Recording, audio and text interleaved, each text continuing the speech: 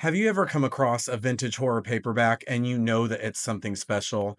The cover's insane, the premise is intense, and you just can't wait to crack it open? In today's video, I'm sharing what those titles are for me, the ones I'm the most excited to read. And trust me, this is not your typical list of popular titles that you've already heard about.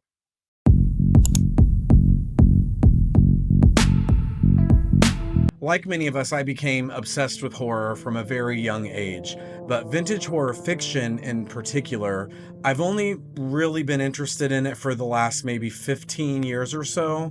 But what I love about it, aside from the wild covers and the insane plot lines, is this nostalgic magic that is captured in this very specific period of horror fiction of, let's say, the 60s, 70s, 80s. And that magic is something, that nostalgia is obviously missing from today's horror. I also love the thrill of the hunt, perusing thrift shops, used bookstores, even garage sales, and coming across something totally unexpected that maybe you've never even heard of, or even something that you've been trying to find for years, and just that sheer excitement that comes from finding something in the wild like that.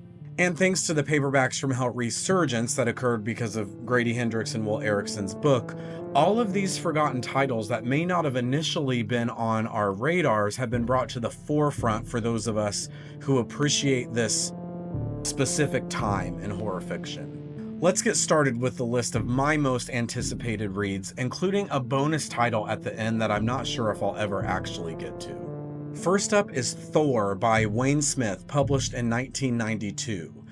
This one is a creature feature, it's a werewolf story, and that's usually not my thing, but I've been in a pretty werewolfy mood recently, and I watched the movie Bad Moon, popular werewolf title. I had never heard of it, but after I watched it, I realized it was pretty popular. But while I was watching this movie, and I did enjoy it, but while I was watching it, I found myself wishing it was a book. I wanted more backstory. I wanted to know certain things that I knew a book would be able to uncover. And turns out the movie was actually a book first. From what I gather, Thor is from the point of view of the family dog, whose name is Thor, and he is the only one who bears witness to the visiting uncle's nightly transformation into a werewolf. And the book follows Thor as he struggles with this knowledge and his inability to alert his family and protect his family from the impending danger. Like I said, I'm hoping for a more robust backstory when compared to the movie adaptation of this novel. I want to know how or maybe why the uncle became a werewolf. I want more time spent with his internal struggle at his newfound condition.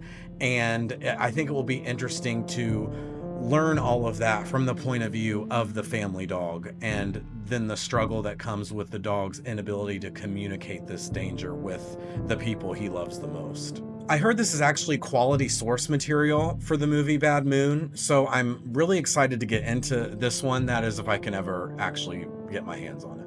I'm also really excited to read Bats by William Johnstone, published in 1993. This is another creature feature. I know I said that's not usually my thing. That is the case. But I had an interesting encounter with a very special type of bat earlier this year that put me in the mood for a horror story that involved bats, and this one's title is literally Bats, so I figured it would be a good place to start.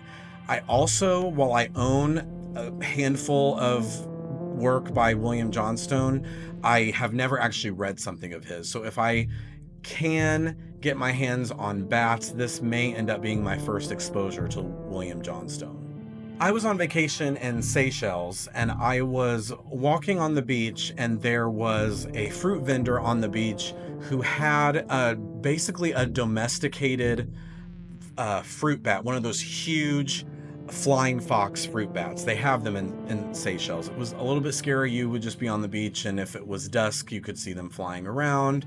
But usually they stayed away from humans. But this one was hanging right there on the fruit vendor's cart, and you could go up, and if you bought fruit, you could feed some to the bat.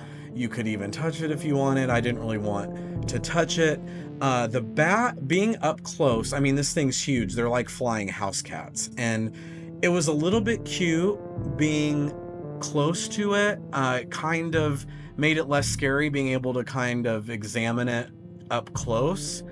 And it was cute to see it eat the fruit, but I didn't want to see it fly away. Like I kept my distance and I was constantly afraid it was going to fly, and I just did not want to see something is extremely terrifying to me about the image of the bat going from hanging upside down on the fruit cart to just flapping its wings and flying away. I did not want to see that. But this experience got me to thinking about how terrifying bats can be, and this title is about, from what I gather, it's about a swarm of bats that attack this town, and the people are fighting against the bats. I don't know, it seems kind of silly, but I need to give William Johnstone a try. This one's about bats, could be pretty cool. It looks like, from when I've been doing some online shopping, it looks like it's a pretty short book, so if it ends up being stupid, oh well, it's not a big deal. But William Johnstone is one of the most prolific authors of this time period. Of course, he's known for his westerns, but he dabbled in horror and was quite successful with it. And so if anyone can do a good job with such a simple and kind of silly premise, I have faith that he was able to do it. So I don't have the highest opinion of westerns. Whenever I think of westerns, I remember the old black and white westerns that my grandfather used to watch on TV, and to 6, 7, 8-year-old me, I was completely bored trying to watch those movies. So I was conditioned to equate the genre of westerns to complete boredom. And so I've never read a western. I've never watched a western movie since I was essentially forced to all those years ago. I believe I have found my exception though, and this is all thanks to Sam over at the channel Night Nerves. He brought this book to my attention and it definitely piqued my interest, and that one is Razored Saddles, published in 1989. This is an anthology of 17 horror stories that all have an Old West theme. And I was doing a little bit of research on it and found that it actually includes short stories from two of my favorite authors, Richard Lehman and Robert McCammon. I'm always game for something from these two authors that I've never read before, so I figured this would be a pretty appropriate foray back into the Western genre for me. And the little bit of research I did about this, I found out the stories have a wide range. Yes, they're all set in the Old West, but these stories deal with anything from Elvis impersonators and ghosts to aliens, dinosaurs. So even though they seemingly all share the same setting, I think this is going to contain a pretty robust variety throughout those 17 stories included in this anthology. This next one is definitely a deep cut. I've never heard anyone talk about this book. I've never seen a blog post about it. I don't even really know how this one got on my radar, but I am so excited to possibly one day get my hands on this, and that is The Living Dead by Jeffrey Godden, published in 1987. Like I said, I don't know how I first heard about this one, but I definitely know why it has become a holy grail find for me.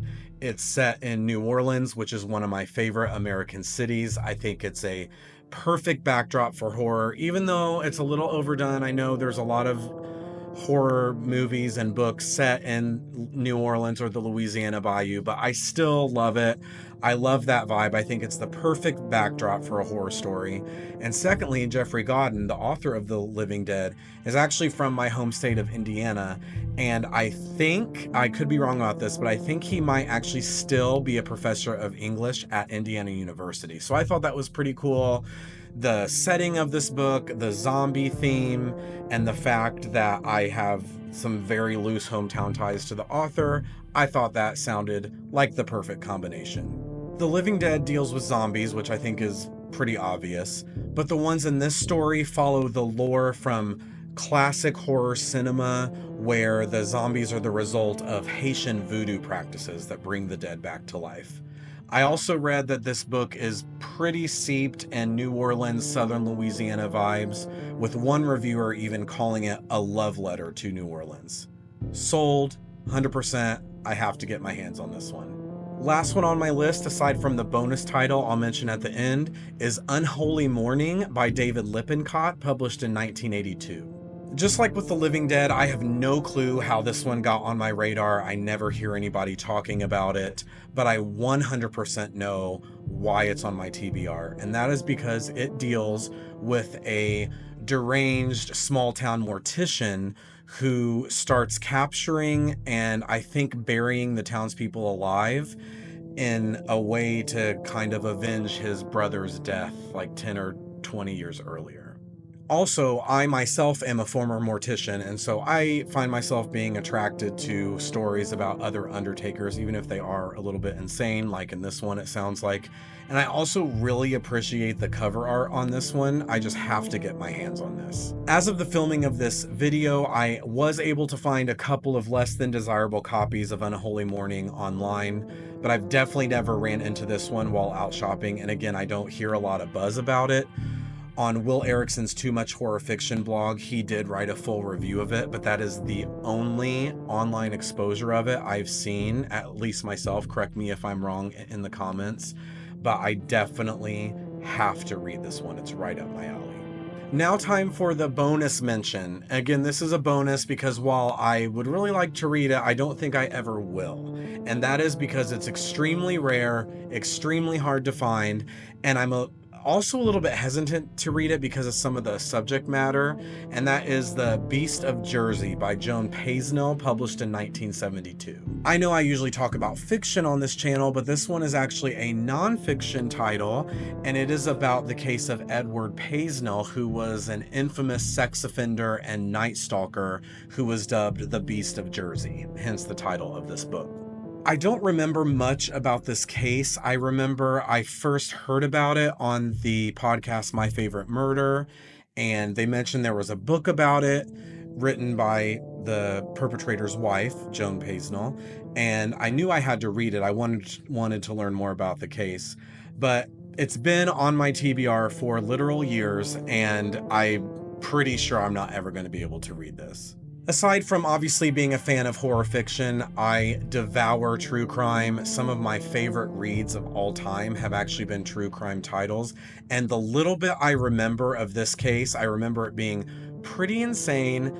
This guy, Edward Paisnell, would break into people's houses at night wearing terrifying rubber masks and like bracelets with nails in them or sharp objects sticking out of them or something. I don't remember what he did with those bracelets or if it was just part of his costume to be more scary. I don't really remember. But the rubber mask part is particularly terrifying to me. Like I said, this one is hard to find, so I don't really know if I'll ever have the opportunity to read it.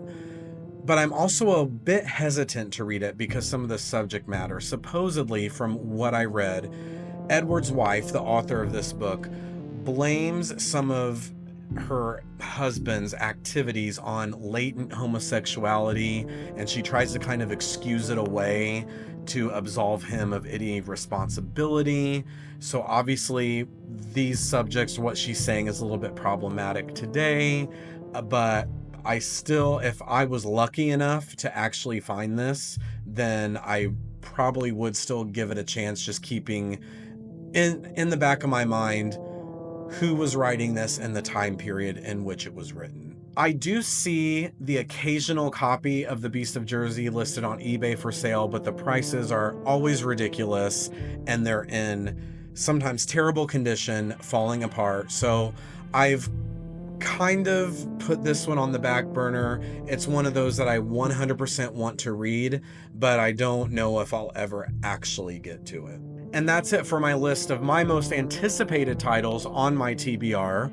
Now there's a lot to choose from on my to be read list. I think the last time I even paid attention to the length of my list on Goodreads, the count was over 400. So again, a lot to choose from, but the books presented in this video were the highlights, the ones I'm the most excited about. Let me know in the comments if you've read any of these, and if so, if there's any that I need to catapult to the top of my acquisitions list. And also let me know any obscure titles that you're excited to read, or ones that you have read and you think that I need to check out. I'm always looking to add, not that I need any help with over 400 titles, but I'm always looking to add even more to that all-encompassing to-be-read list. If I am ever lucky enough to get my hands on any of the books mentioned in this video, I will 100% leave a review for you guys. Please be sure to drop a like, hit subscribe, and until next time, have a good one.